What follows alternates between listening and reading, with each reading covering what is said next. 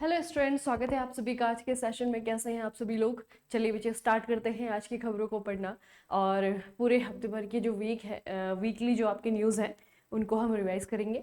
ठीक है, और एमसीक्यू फॉर्मेट में हम पढ़ेंगे। कुछ नई न्यूज़ जो है आपको मिलेंगी तो उन्हें आपको नोट डाउन करना है। अच्छा, हाल ही में चर्चित चक्रवात मोंथा, ये जो नाम रखा गया है, चक्रवात आया है, ठीक है, भारत का जो खाड़ी वाला जो क्षेत्र है वहां पे उसने हिट किया है। ठीक है, तो मोथा जो है ये नाम कौन से देश के द्वारा रखा गया है? ये रखा है बच्चे आपका थाईलैंड ने।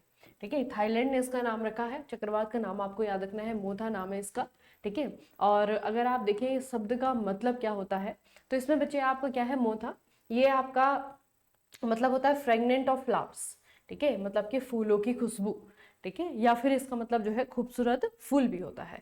तो ये आपका मोता शब्द है। और हमेशा आप लोगों ने देखा होगा जब भी कोई ऐसा हम चक्रवाती तूफान देखते हैं तो वहां पे इस तरीके से जो है पॉजिटिव जो शब्द होते हैं उन्हीं का इस्तेमाल किया जाता है ना। तो तूफान का नाम है मोथा, ये नाम दिया है आपका थाईलैंड ने। और अगर आप देखेंगे थाईलैंड को, तो थाईलैंड कहाँ पे बचे? ये आपका इंडियन ओशन का एक कंट्री है। ठीक है, हिंद महासागर का एक देश है। इसे आप देखेंगे तो यहाँ पे बैंकॉक है जो कि इसकी राजधानी है। ठीक है, इसके दक्षिण में जो है आपका यहाँ पे आपको वियतनाम मिलेगा। इसके उत्तर में जो है आपका यहाँ पे लाओस मिलेगा। ठीक है, तो ये जो है आपका थाईलैंड है, कैपिटल इसकी बैंकॉक है, याद रखना। और ये इंडियन ओशियन का एक कंट्री है। अगला बच्चे, इंटरनेशनल डांस और म्यूजिक फेस्टिवल, नाम है इसका उद्भव 2025। ठीक है, उद्भव उद्भव उद्भव 2025 नाम से आपका ये म्यूजिक फेस्टिवल हुआ है। कहाँ पर हुआ है ये आपको पूछा है, तो ये हुआ है आपका मध्य प्रदेश में। मध्य प्रदेश में बच्चे कहाँ पे? ग्वालियर में। ठीक है, उद्भव 2025 ये फेस्टिवल है, इंटरनेशनल डांस और म्यूजिक फेस्टिवल है। और ये उद्भव आपका ग्वालियर में हुआ है, मध्य प्रदेश में।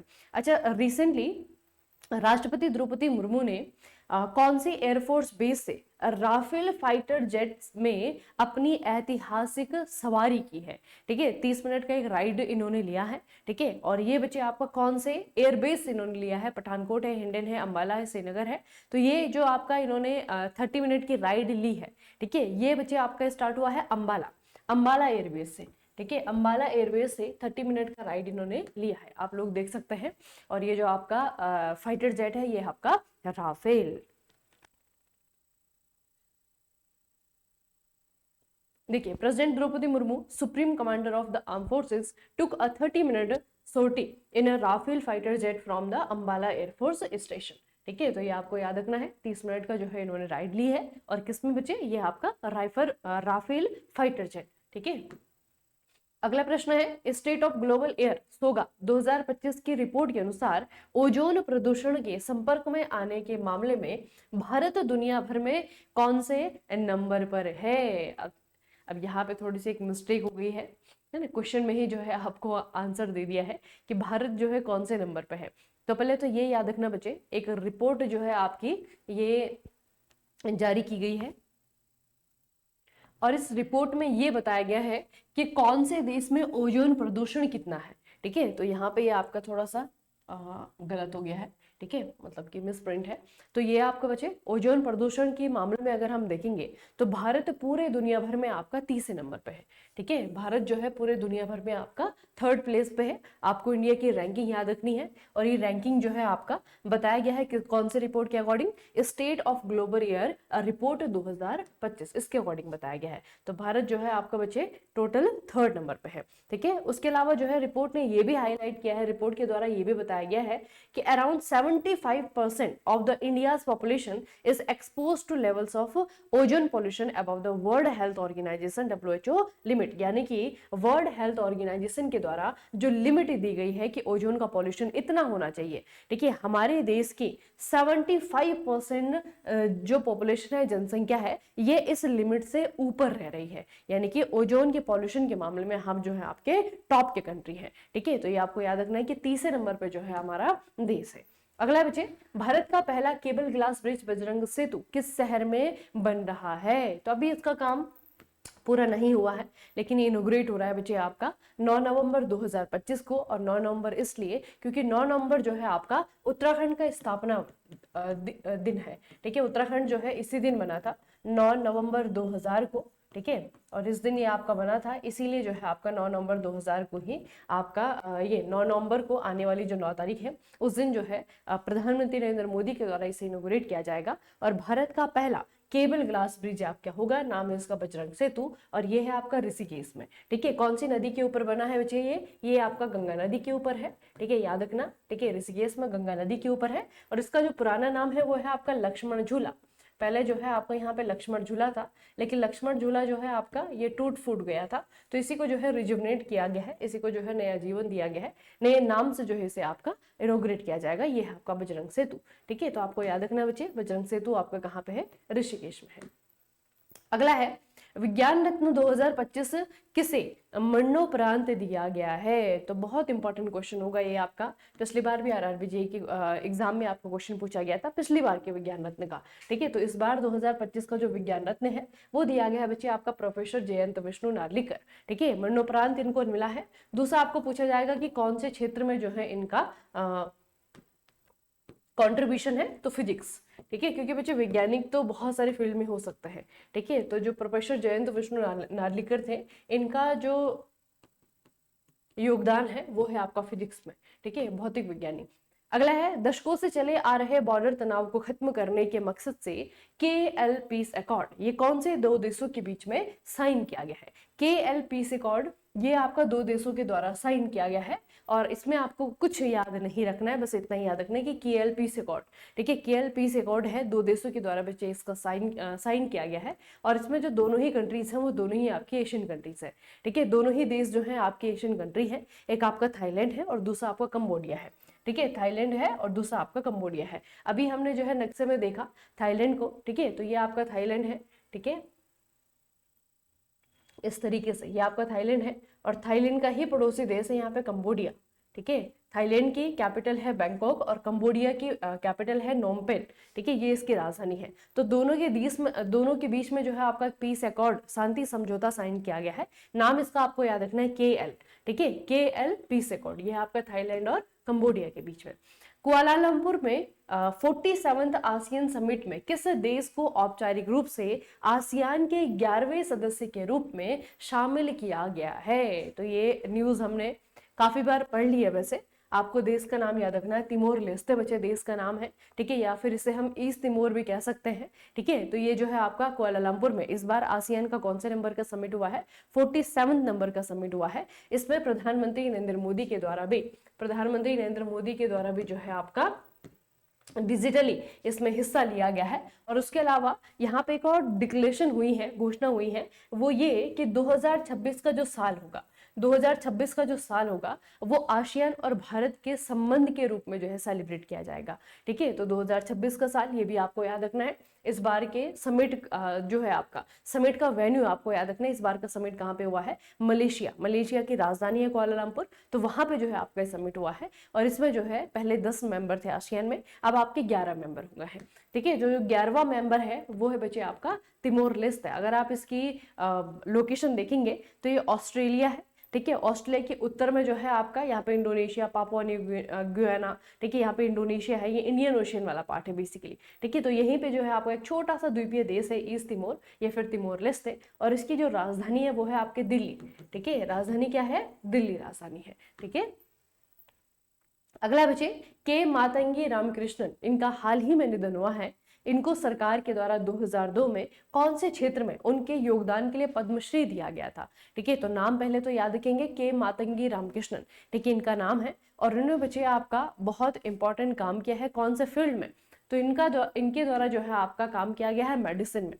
ठीक है, इनका जो योगदान है वो है आपका मेडिसिन में। अब मेडिसिन में भी बहुत सारी ब्रांचेस होती हैं। ठीक है, तो ये जो है आपकी पेशे से सर्जन थी, बहुत ही फेमस जो है आपकी सर्जन रही, one of the India's most distinguished plastic and reconstructive surgeons. ठीक है, आप लोगों ने देखा होगा बहुत सारे जो है आपके केसेस होते हैं, इंसिडेंट होते हैं जिसमें कि इंसान जो है जल जाता है, झुलस जाता है। ठीक है, उसके बाद में जो है उसकी प्लास्टिक सर्जरी से या फिर इस तरीके से जो है रिकंस्ट्रक्टिव सर्जरी से जो है उनके त्वचा को ट्रीट किया जाता है। ठीक है, तो खास करके बर्न के केस में जो है ये बहुत ही फेमस जो है आपके सर्जन रही। ठीक है, तो इन्होंने जो है बच्चे भारत में इसके लिए बहुत काम किया। ठीक है, ये आपको याद रखना है। प्लास्टिक सर्जरी के भी हम कह सकते हैं, या फिर बर्न केयर के सर्जन कह सकते हैं। ठीक है, तो इनका नाम थोड़ा सा याद रखना, मातंगी रामकृष्णन इनका नाम है, और इन्होंने जो है आपका मेडिसिन के फील्ड में बहुत कंट्रीब्यूट किया है। इसी के लिए, इनके योगदान के लिए ही भारत सरकार ने 2002 में इनको पद्मश्री भी दिया था। ठीक है, आपको बच्चे नाम याद रखना है। अगला है इंडियन एयरफोर्स IAF स्पेन के द्वारा होस्ट किए गए किस मल्टीनेशनल एयर कॉम्बैट एक्सरसाइज में हिस्सा लेने वाला पहला नॉन नाटो देश बन गया है। तो अभी जो है आपका इंडिया के द्वारा, आप लोगों ने ये पढ़ा है कि इंडिया के द्वारा इस एक्सरसाइज में हिस्सा लिया गया है, बेसिकली इंडिया की एयरफोर्स के द्वारा। तो कौन सा वाला एक्सरसाइज था और इसमें हिस्सा लेना जो है इसका अलग सिग्निफिकेंस क्यों है? क्योंकि भारत ऐसा पहला देश है जो कि नॉन नाटो है, मतलब कि हम नाटो के मेंबर नहीं है, लेकिन हमने इसमें हिस्सा लिया है। तो कौन सा एक्सरसाइज था जो कि स्पेन के द्वारा होस्ट किया गया है? इस एक्सरसाइज का नाम आपको मुझे बताना है। एक्सरसाइज रेड फ्लैग है, पिच ब्लैक है, ओशन स्काई है, या फिर आपका कोबरा वॉरियर है। याद रखना बच्चे। ठीक है, इसमें आपको ये भी पूछा जा सकता है कि होस्ट कौन है। ठीक है, एक्सरसाइज का नाम दिया जाएगा और आपको पूछा जाएगा कि इस बार जो है इसका होस्ट कौन है। तो एक्सरसाइज का नाम है ओशन स्काई, आपको नाम याद रखना है ओशन स्काई।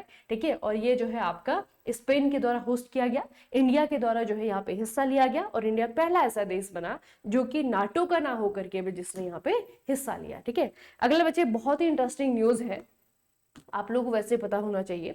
गार्बेज कैफे, ठीक है, एक जगह है आपके गार्बेज कैफे, आपको ये बताने कि गार्बेज कैफे है कहाँ पे। ठीक है, अब ये चर्चाओं में क्यों आया? अभी रिसेंटली प्रधानमंत्री नरेंद्र मोदी ने इसकी तारीफ की अपनी मन की बात में। ठीक है, मन की बात प्रोग्राम आपको पता है ना, प्रधानमंत्री जो है हर महीने जो है आकर के अपनी मन की बात करते हैं। तो उन्होंने अपनी मन की बात में जो है गार्बेज कैफे का उल्लेख किया।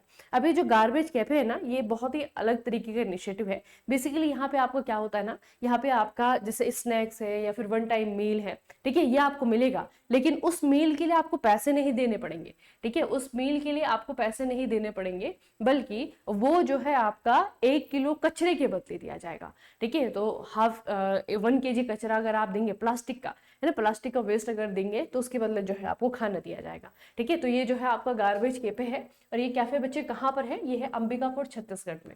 ठीक है, अंबिकापुर छत्तीसगढ़ में। तो नाम इसका थोड़ा याद रखना, और क्या इनिशिएटिव है ये भी याद रखना। ठीक है, अगला बच्चे ताल ज्वालामुखी जो हाल ही में कई बार फटने की वजह से खबरों में रहा है, ये कौन से देश में है? इंडोनेशिया है, जापान है, फिलीपींस है, मलेशिया है। ताल ज्वालामुखी जो हाल ही में कई बार फटने की वजह से खबरों में है, ये कौन से देश में है? इंडोनेशिया है आपका, जापान है, फिलीपींस है, मलेशिया है। इसका याद रखना। ठीक है, ये है आपका फिलीपींस में। ठीक है, फिलीपींस में है बच्चे आपका ताल ज्वालामुखी। अगला क्वेश्चन है आपका स्टेलरिस टेक्नोलॉजी का फिलियन कॉन्स्टलेशन प्रोजेक्ट किस तरह का डेटा इकट्ठा करना चाहता है? अब थोड़ा सा क्वेश्चन आपको पहली बार में नहीं समझ में आएगा। एक कंपनी है बच्चे, ठीक है, कंपनी का नाम है स्टेलरिस टेक्नोलॉजी। ठीक है, कंपनी का नाम है, और इस कंपनी ने ना अभी रिसेंटली अपना एक प्रोजेक्ट लॉन्च किया है। प्रोजेक्ट बेसिकली क्या है? ये आसमान में कॉन्स्टलेशन बनाने वाले, कॉन्स्टलेशन आपको पता है ना, तारों का समूह। ठीक है, बहुत सारे तारों जो है, बहुत सारे जो है स्टार की अलाइनमेंट, वहां पे जो है आपका प्लेसेस ऐसे होते हैं कि वो जो है एक साथ जो है रहते हैं, है ना। तारों के समूह को हम क्या कहते हैं? उसे जो है आपका कॉन्स्टलेशन कहा जाता है।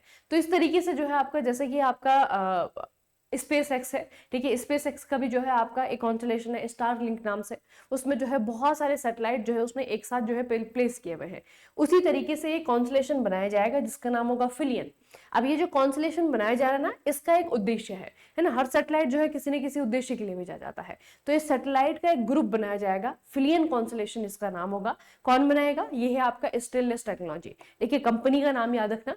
और इसका बेसिकली बच्चे मकसद क्या है? ठीक है, इसका मकसद क्या है? ये 3 डायमेंशनल विंड डेटा कलेक्ट करेगा।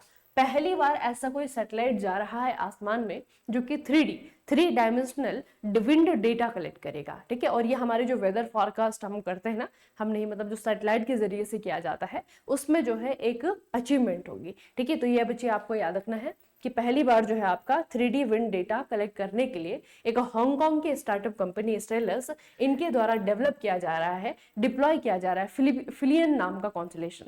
ठीक है, और ये जो है आपका पहला वर्ल्ड का first 3D wind data satellite system होगा। ठीक है, जो कि इस क्षेत्र में, यानी कि वेदर फोरकास्टिंग के क्षेत्र में आपका क्या है? एक रिवोल्यूशन है। ठीक है, तो आपको याद रखना है ये कंपनी जो है स्टेलस नाम की है ये हांगकांग की कंपनी, और इस कॉन्स्टलेशन का नाम क्या होगा? फिलियन।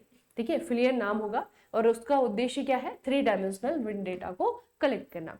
अगला है बच्चे आपका CPSES। CPSES के क्लासिफिकेशन क्राइटेरिया को फिर से जांचने के लिए बनाई गई 10 मेंबर वाली कमेटी को कौन हेड कर रहा है। अब ये CPSES आप लोगों ने बहुत बार सुना होगा क्योंकि आप लोग एग्जाम भी देते हैं, ठीक है। जो बच्चे हम कहते हैं ना पब्लिक जैसे हम PSU कहते हैं, पब्लिक सेक्टर अंडरटेकिंग्स, है ना, तो वही जो है आपके CPSE है। बेसिकली वो कंपनीज जहां पर कि 50% शेयर जो है गवर्नमेंट ऑफ इंडिया के पास में और बाकी का जो शेयर है वो निजी क्षेत्र के पास में है ना, यानी कि प्राइवेट सेक्टर के पास में है। तो इस तरीके की कंपनीज को जो है आपका CPSEs कहा जाता है, जैसे कि HAL हो गया आपका, सेल हो गया आपका, ये सारी की सारी CPSEs है। तो ये जो आपकी CPSE है इनका क्लासिफिकेशन, ठीक है, इनका वर्गीकरण कैसा होना चाहिए उसके लिए जो है कमेटी बनाई गई है, ठीक है। और उस कमेटी को कौन लीड कर रहा है वो आपको प्रश्न पूछा बच्चे, ठीक है। तो इस कमेटी को लीड कर रहे हैं TV सोमनाथन, ठीक है, नाम याद रखेंगे बच्चे, TV सोमनाथन जो है इस कमेटी को लीड कर रहे हैं।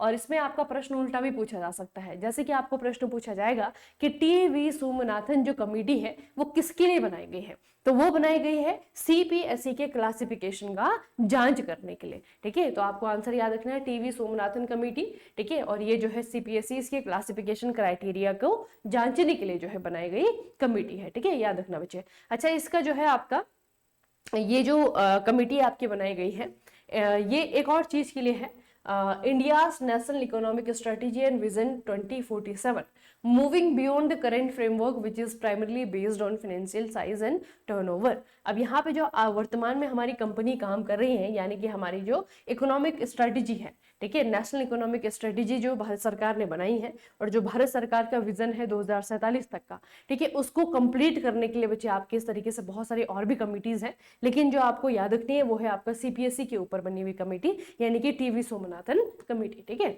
अगला है एक स्कीम बच्चे भारत सरकार ने निकाली है, ये है आपका न्यूट्रिएंट बेस्ड सब्सिडी स्कीम, ठीक है, न्यूट्रिएंट बेस्ड सब्सिडी स्कीम। इस स्कीम में बेसिकली क्या है आपका, यहाँ पे देखिए, पहले स्कीम को हम पढ़ लेते हैं फिर क्वेश्चन करेंगे।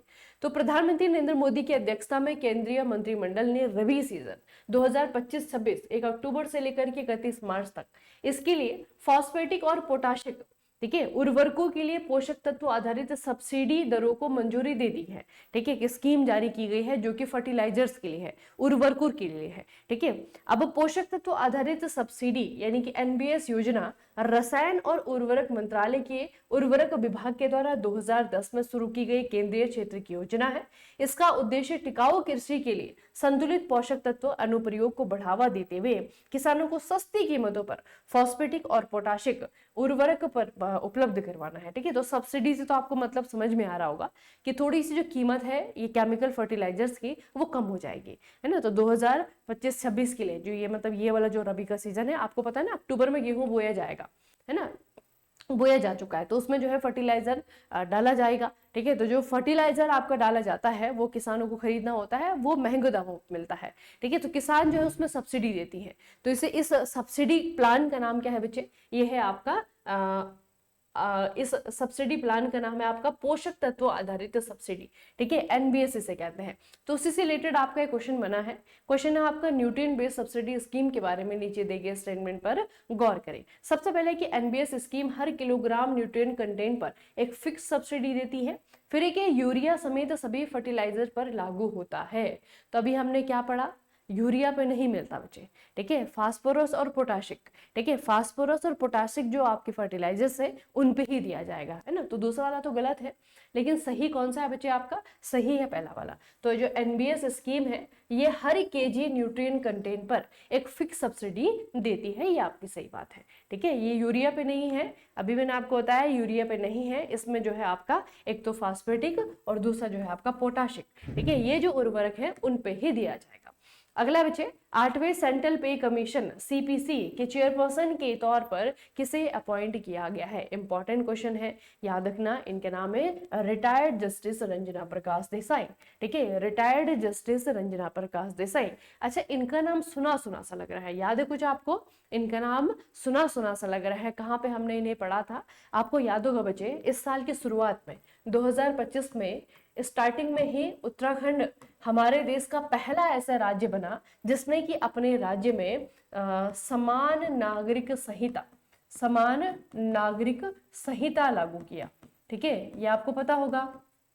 ठीक है, पता नहीं है तो याद रखना, उत्तराखंड पहला ऐसा स्टेट बना था।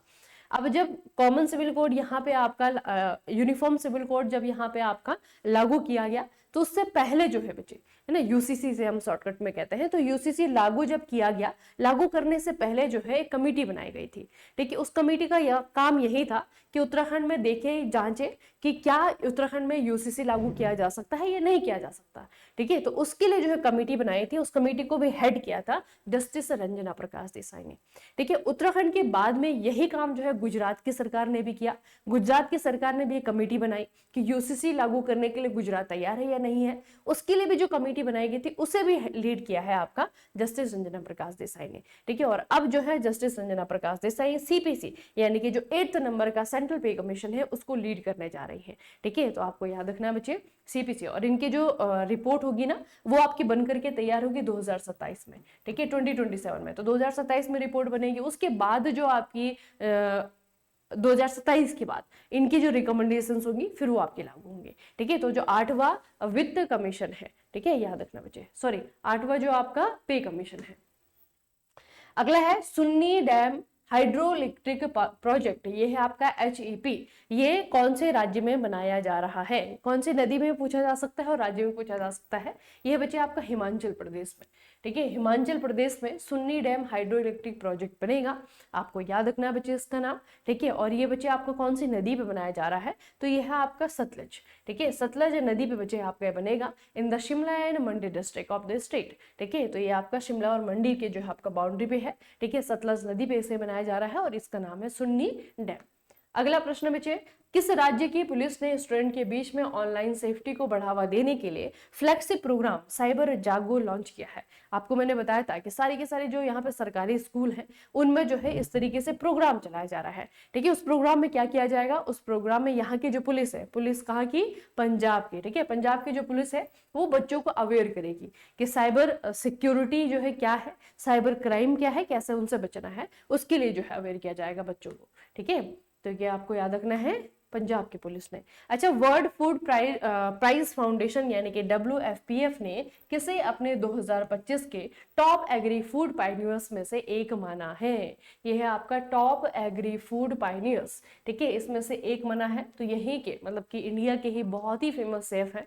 ठीक है, राइटर भी हैं, इनका नाम आपको याद रखना है, ये है संजीव कपूर। ठीक है, ये है आपके संजीव कपूर। अगला बच्चे, महाराष्ट्र में औरंगाबाद रेलवे स्टेशन का नाम क्या रखा गया है। इंपॉर्टेंट है आपका, लेकिन थोड़ा सा पुराना भी हो गया है ना पहले, क्योंकि रेलवे स्टेशन का नाम तो बच्चे अभी बदला गया है ना, रेलवे स्टेशन का नाम तो अभी बदला गया है। रेलवे स्टेशन से पहले जो है आपका यहाँ पे क्या था, रेलवे स्टेशन से पहले जो है इस पूरी जगह का नाम बदला गया था, है ना। तो ये जो है आपका याद रखना है, छत्रपति संभाजी नगर रेलवे स्टेशन इसका नाम हो गया है। और पहले बच्चे औरंगाबाद का नाम चेंज हुआ था, औरंगाबाद को संभाजी नगर कहा जाता है ना, तो वो भी आपको बच्चे याद रखना है। अगला प्रश्न है, भारत के next generation automatic train protection ATP system कवच 4.2 की मैन्युफैक्चरिंग फैसिलिटी का उद्घाटन किस भारतीय राज्य में हुआ है। कौन से भारतीय राज्य में हुआ है, कर्नाटक है, महाराष्ट्र है, गुजरात है, तमिलनाडु है। कौन से भारतीय राज्य में हुआ है भारत के next generation automatic train protection ATP system. अब ये जो कवच है, ये कवच है क्या बच्चे, बेसिकली आप लोगों को पता होगा कि ट्रेन जो होती है ना, ट्रेन है ना, ट्रेन में जो है आपका एक सेफ्टी सिस्टम काम करता है। ठीक है, ट्रेन में आपका एक सेफ्टी सिस्टम जो है आपका लगाया जाता है, जिसका मतलब जिसे जो है हम कवच के नाम से जानते हैं। ठीक है, तो जो सेफ्टी सिस्टम है ये बेसिकली जब ट्रेन जो है आपस में टकराने वाली ऐसे जो एक्सीडेंट होता है ना, उनसे जो है ट्रेन को बचाता है। तो कवच का ही जो है एक नया वर्जन कवच 4.0, ठीक है, ये आपका बच्चे मैन्युफैक्चर किया जा रहा है, मतलब कि बनाया जा रहा है। अब ये जो कवच मैन्युफैक्चरिंग फैसिलिटी आपका बनाया जा रहा है वो कहाँ पर बनाया जा रहा है, ये आपको पूछा है। ठीक है, तो ये आपको याद रखना है, कर्नाटका में। ठीक है। Next generation automatic train protection ATP system जिसका नाम है कवच 4.0, इसकी मैन्युफैक्चरिंग फैसिलिटी, ठीक है, इसका इनोग्रेशन किया गया है आपका कर्नाटका में। और कवच बेसिकली क्या है, ये जो है ट्रेनों को आपस में लड़ने से या फिर भिड़ने से बचाता है, ठीक है। तो ये आपको याद रखना है, कवच जो है आपका एक सेफ्टी प्रोटेक्शन सिस्टम है। इसका सबसे नया वर्जन जो है आपका बनाया जाएगा कहाँ पे, कर्नाटका में, ठीक है। अगला बचे, बहरीन में एशियन यूथ गेम्स में भारत के लिए पहला एमएमए मेडल जीत करके किसने इतिहास रच दिया है। एमएमए बच्चे क्या है आपका, मिक्स मार्शल आर्ट, ठीक है। मिक्स मार्शल आर्ट जो है आपका मिक्स मार्शल आर्ट, इसमें वीर भादु नाम याद रखेंगे, वीर भादु इनका नाम है। इन्होंने जो है भारत के लिए मेडल जीत करके यहाँ पे हिस्ट्री क्रिएट की है बच्चे, ठीक है। तो बहरीन में आजकल जो है एशियन यूथ गेम चल रहा है, ठीक है। और यहाँ पे जो है इंडिया ने एमएमए जो है आपके 2 ब्रॉन्ज मेडल जीते हैं, लेकिन जो इंडियन एथलीट है वीर भादु, ठीक है, इन्होंने बच्चे यहाँ पे हिस्ट्री क्रिएट कर दी है, क्योंकि इन्होंने जो है आपका मिक्स मार्शल आर्ट में इंडिया के लिए पहला मेडल जीता है। This is India's first medal in this sport, ठीक है। तो इनका नाम याद रखिएगा, वीर भादु नाम है इनका। एमएमए बच्चे आपका मिक्स मार्शल आर्ट है, बेसिकली जैसे बॉक्सिंग है आपके, बाकी सारे जितने भी मार्शल आर्ट के गेम्स होते हैं ना, उनको सभी को मिक्स करके, मतलब इसमें कोई सेफ्टी गियर नहीं पहनता है ना। जो भी आपके खिलाड़ी होते हैं बिना सेफ्टी गियर के जो है एक दूसरे पे बस मुक्के मारते हैं, ठीक है, वो आपका मिक्स मार्शल आर्ट है। तो मिक्स मार्शल आर्ट जो है आपका, इसमें पहली बार इंडिया ने मेडल जीता है, ठीक है। कहाँ पे, ये है आपका एशियन यूथ गेम, जो किस बार चल रहा है आपका, बहरीन में, ठीक है। नाम याद रखना बच्चे खिलाड़ी का, वीर भादु। अच्छा, अडानी पावर का Godda ultra super critical thermal power plant, ये भारत के कौन से राज्य में स्थित है, कौन से स्टेट में आपका ये है, आपको याद रखना है, झारखंड में, ठीक है। नाम है इसका गोड्डा, ठीक है। गोड्डा नाम से अडानी का क्या है, Godda ultra super critical thermal power plant है, ये आपका झारखंड में बचे, ठीक है। याद रखना है इसका नाम, झारखंड में है, नाम है गोड्डा। अगला है, ग्लोबल फाइनेंस ने किस भारतीय बैंक को वर्ल्ड बेस्ट कंज्यूमर बैंक 2025 का खिताब दिया है। एसबीआई है, एचडीएफसी है, आईसीआईसीआई है, या फिर आपका एक्सिस बैंक है, ठीक है। तो इनमें से कौन से बैंक में, एसबीआई, एचडीएफसी, आईसीआईसीआई या फिर आपका एक्सिस बैंक, ठीक है। ग्लोबल फाइनेंस ने कौन से भारतीय बैंक को ये टैग दिया है, तो ये आपका स्टेट बैंक ऑफ इंडिया, ठीक है। State bank of India SBI के द्वारा ये जीता गया है। अगला बच्चे, किस केंद्र शासित प्रदेश में 150 साल पुरानी दरबार मूव परंपरा को 4 साल के बाद में फिर से स्टार्ट कर दिया गया है, तो ये है आपका जम्मू और कश्मीर। पहले क्या होता था, जम्मू और कश्मीर बच्चे पहले आपका स्टेट था।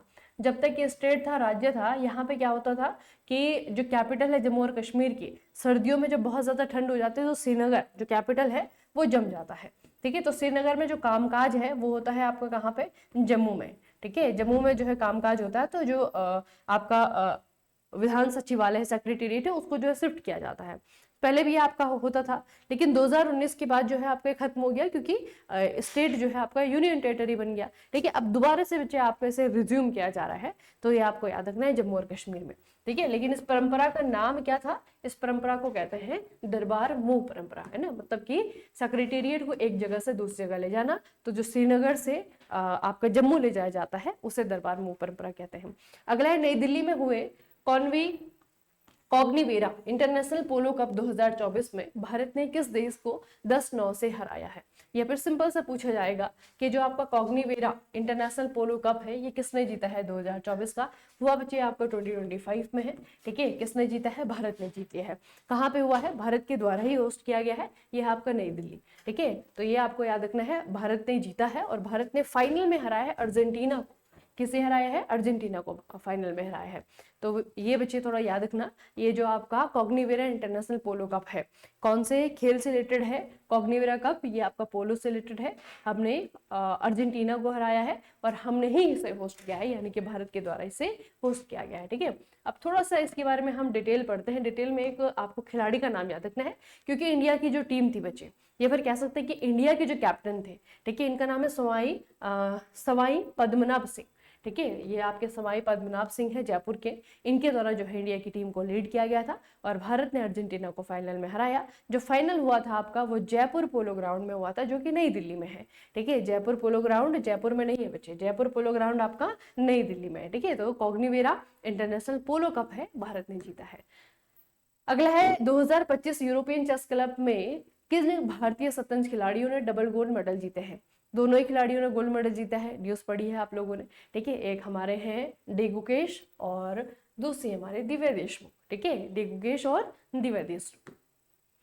अगला बच्चे, बहरीन में एशियन यूथ गेम्स में लड़कियों के 44 केजी वेट लिफ्टिंग इवेंट में नया यूथ वर्ल्ड रिकॉर्ड किसके द्वारा बनाया गया है और गोल्ड मेडल जीता गया है। तो नया यूथ रिकॉर्ड जो है बनाया है, इनका नाम है बच्चे आपका प्रीति स्मिता भोई। ठीक है, आप पी भोई याद करना, अगर इतना लंबा चौड़ा नाम आपको नहीं याद होता है वैसे याद हो जाएगा ना। प्रीति स्मिता भोई इनका नाम है। इन्होंने बच्चे यहाँ पे एक रिकॉर्ड क्रिएट किया है। ठीक है, और गोल्ड मेडल जीत करके रिकॉर्ड बनाया है। तो रिकॉर्ड हम देखते हैं पहले। India made history at 2025 Asian youth games in Manama Bahrain thanks for the young weightlifter Preeti Smita Bhoi. The 16-year-old set a new world youth record by lifting 92 kg in the clean and jerk in the girls 44 kg on Sunday October 26। ठीक है, तो इन्होंने बच्चे आपका 92 kg का जो भार है वो उठा करके एक तो इन्होंने वर्ल्ड रिकॉर्ड भी बनाया है। ठीक है, और ये खुद कितने किलो की है, 44 किलो की है। ठीक है, 44 केजी के भार वर्ग में इन्होंने 92 केजी जो है लिफ्ट किया है और ये आपका एक वर्ल्ड रिकॉर्ड भी बन गया है। ठीक है, और दूसरा क्या है आपका, दूसरा इन्होंने गोल्ड मेडल भी जीता है इसके लिए। ठीक है, और ये बच्चे आपका हिस्ट्री क्रिएट किया है। नाम है इनका प्रीति स्मिता भोई। वेट लिफ्टर है, याद रखना। ठीक है, वेट कैरी कर रही है ना, वेट लिफ्टर है भारोत्तोलक। अच्छा, 2 नवंबर को भारत के सबसे भारी कम्युनिकेशन सैटेलाइट को ले जाने वाली LVM-3 रॉकेट का इस्तेमाल करके कौन सा इसरो मिशन लॉन्च होने वाला है, बताइए बच्चे। ये हमारे इंडियन नेवी को दिया जाएगा। इंडियन नेवी के लिए जो है बच्चे आपका ये सबसे भारी सैटेलाइट है। नाम क्या है इसका, CMS-03 मिशन। ठीक है, CMS-03 मिशन है, इसरो के द्वारा इसे लॉन्च किया जाएगा 2 नवंबर 2025 को। ठीक है, अगला बच्चे, chief justice Bhushan R Gavai यानी कि BR गवई के रिटायरमेंट के बाद भारत के 53वें चीफ जस्टिस बनने वाले अगले जो हमारे जस्टिस हैं, इनका नाम क्या है, इनका नाम है जस्टिस सूर्यकांत। ठीक है, जस्टिस सूर्यकांत जो है हमारे 53rd नंबर के CJI बनने वाले हैं, क्योंकि हमारे जो वर्तमान चीफ जस्टिस है यानी कि BR गवई, उनका टेन्योर हो गया है खत्म। अच्छा, केंद्रीय मंत्री गृह मंत्री अमित शाह ने प्रधानमंत्री मत्स्य संपदा योजना के तहत डीप सी फिशिंग वेसल, इसका उद्घाटन कहाँ पर किया है। तो ये बच्चे आपका किया गया है कहाँ पे, मंझगांव डॉक पार्ट। ठीक है, मंझगांव डॉक में जो है आपका ये किया गया है। ठीक है, मंझगांव डॉक बच्चे है किधर, मंझगांव डॉक, इसे थोड़ा याद रखना, ये आपका है मुंबई में। ठीक है, तो अमित शाह के द्वारा जो है डीप सी फिशिंग वेसल्स का इनॉग्रेशन किया गया है कहाँ पे, ये है आपका मंझगांव डॉक मुंबई में। अच्छा, कौन सा भारतीय राज्य अपने नाजुक हिमालयी इकोसिस्टम की रक्षा करने के लिए 2025 दिसंबर इससे दूसरे राज्यों में आने वाली गाड़ियों पर ग्रीन टैक्स लगाएगा।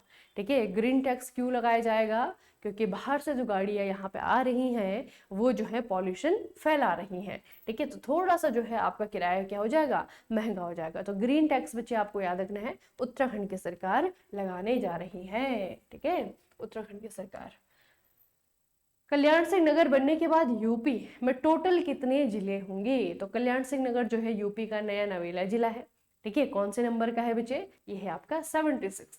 ठीक है, इसी के साथ में क्वेश्चन जो है आपका यूपी में कितने जिले हैं, ये क्वेश्चन आपका बनेगा। तो 76 जिले हैं, पहले 75 थे। ठीक है, याद रखना। और जो नया नवेला जिला है वो है आपका कल्याण सिंह। कल्याण सिंह जो है बच्चे यहाँ के CM रह चुके हैं 2 बार, है ना, उन्हीं के नाम पे जो है आपका ये बना हुआ है। उसके अलावा बच्चे RRB JEE के लिए जो है आपके क्लासेस स्टार्ट होंगे। ठीक है, अगर अभी तक आप लोगों ने प्रिपरेशन स्ट्रैटेजी नहीं देखी तो स्ट्रैटेजी जरूर देख लेना। ठीक है, आगे आने वाले जो 4 महीने हैं ये डिसाइड करेंगे कि RRB 2025 के फाइनल रिजल्ट में आपका नाम होगा कि नहीं।